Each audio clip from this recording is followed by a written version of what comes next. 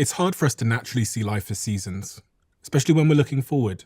When we're looking back, it's very easy to say, that was that season. Like I can sit here now and say, that 20 to 25 was that sacrifice everything in my life to make myself something season. Mm-hmm. And then 25 to 30 was like building and learning. And then I now, can think of, it's easier actually now to think forward in seasons now that I've been through some seasons. But for someone that hasn't been through seasons in life, it's hard to think about life in those terms. I now think of my life in these 5-year seasons. Mm-hmm.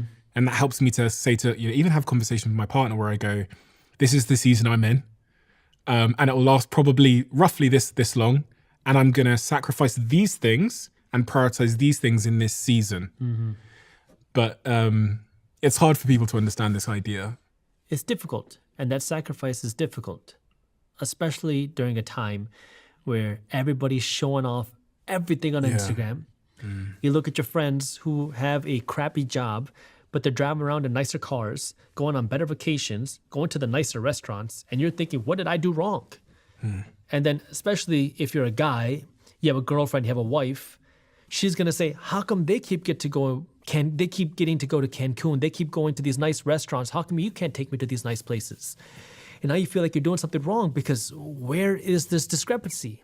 The reason why I call my show The Minority Mindset is because I'm a big advocate of not doing what the majority of people do. The first time I made $1 million in a year, I was in my 20s.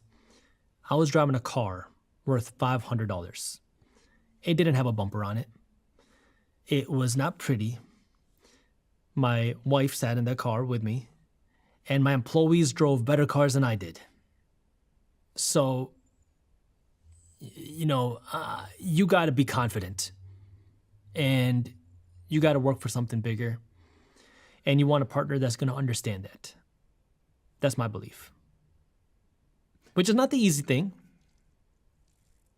It's interesting because confidence is such a internal thing, and I just feel like I probably didn't have it then, because I think I was scared for someone to know that I was broke.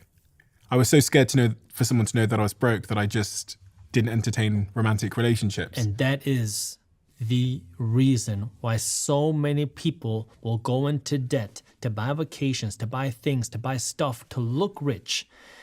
And ironically, that's the key thing that keeps so many people poor for the rest of their life, is because they're scared to look broke.